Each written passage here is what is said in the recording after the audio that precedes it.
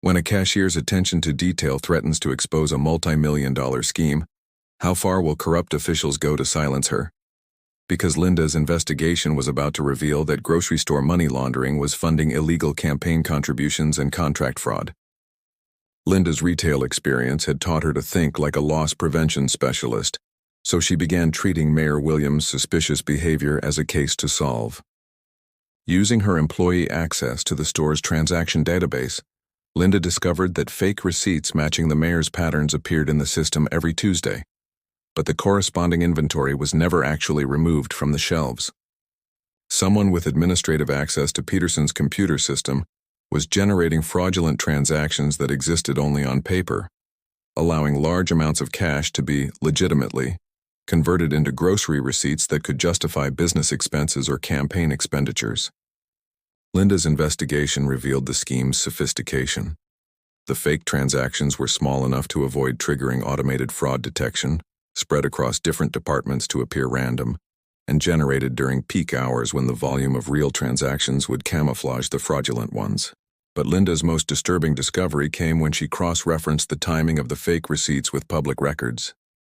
Mayor Williams' mysterious cash purchases coincided exactly with the approval dates for major city construction contracts, deals worth millions of dollars that had been awarded to the same three companies repeatedly over the past 2 years. Linda realized she'd uncovered a bribery and money laundering operation. Construction companies were paying Mayor Williams illegal kickbacks for contract awards, and the mayor was using Peterson's grocery to launder the bribe money into legitimate-looking business expenses. Linda's investigation hadn't gone unnoticed. She began receiving subtle pressure from unexpected sources.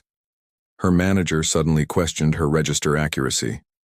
The store owner mentioned that some employees were spending too much time on non-work activities, and Linda noticed the same unmarked van from the mayor's transfers parked near her apartment building. The pressure escalated when Linda arrived at work to find her employee access restricted and a note in her personnel file documenting customer complaints about inappropriate curiosity regarding purchase decisions. Linda realized that her investigation had been discovered by whoever was facilitating the money laundering operation from inside the store. Someone with access to employee records and computer systems was actively working to discredit her and limit her ability to gather evidence. But Linda's biggest shock came during a conversation with her longtime coworker, Janet Peterson, the owner's daughter, who managed the store's accounting system. "Linda," Janet said nervously, "I need to tell you something. Someone's been asking questions about your work performance, your access to transaction records, even your personal financial situation. I think you should be very careful about whatever you're looking into."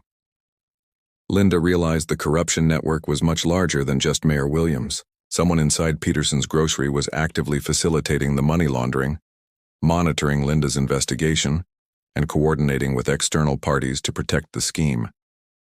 Janet's warning revealed that Linda was now seen as a threat to be neutralized rather than just an observant employee asking questions. The unmarked van, the employee restrictions, and the documented complaints were all part of a campaign to discredit her testimony if she tried to report what she'd discovered. Linda also realized that her 15 years of loyal service made her more dangerous to the conspiracy, not less. Her reputation for accuracy and attention to detail meant her testimony would be credible with investigators, making her a priority target for elimination or discrediting. "Janet," Linda asked carefully, "who's been asking about me?" Janet's response chilled Linda.